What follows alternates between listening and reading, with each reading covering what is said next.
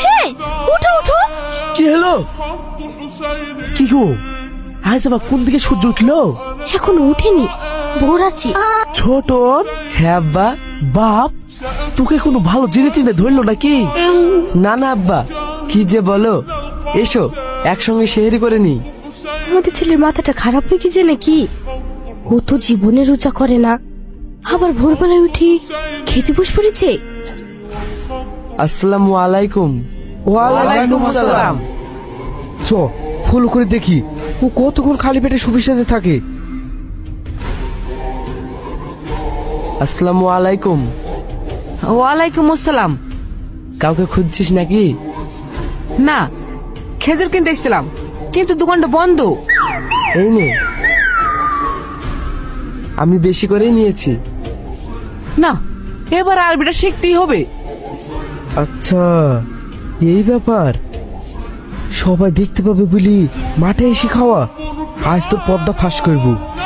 কিরে চাটন, কি করছিস? আরে শাকিল তুই? এটা কুমড়ো লাগাছি। ভাই আমি তো রোজায় আছি, আয় আমাকে একটু সাহায্য কর। ইনশাল্লাহ চালাকি করতেছি, নিজে ফেসে গেলাম। কিরে কি হলো? আয় ইফতারের পর বিরিয়ানি খাওয়াবো। ছোটনকে চালাক রে ভাই, আমাকে যে মাঠে কুমড়ো লাগলিল। হ্যাঁ রে, শালা আমাকে বোকা বানি খেজুর ধরে দিল, আর একটু হলে ধরে ফেলতো। ও যত যাই করুক, আমার তো বিশাল সন্দেহ হয়েছে ছোটনের মতো ছেলে রোজা করছে। ছোটন মালটা এভাবে দুম করে বদলে গেল কেন? আমি কি এড়িয়ে বলবো? তা জানিস বল, নালে কিন্তু খুব খারাপ হয়ে যাবে। আমি একটু একটু জানি।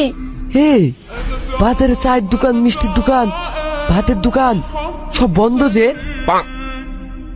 আমার যে খুব খিদে লেগেছে, কি খাবো?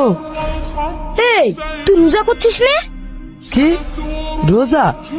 রোজা তো সেই দিনই গেল, সবার চোখের আড়ালে কখন কোথায় কিভাবে খাবো।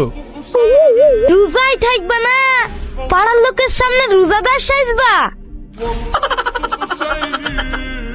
হাসতে বল ভাই, সবাই শুনতে পাবে। তোর কথা শুনি তো আমার মাথা ঘুরছে রে।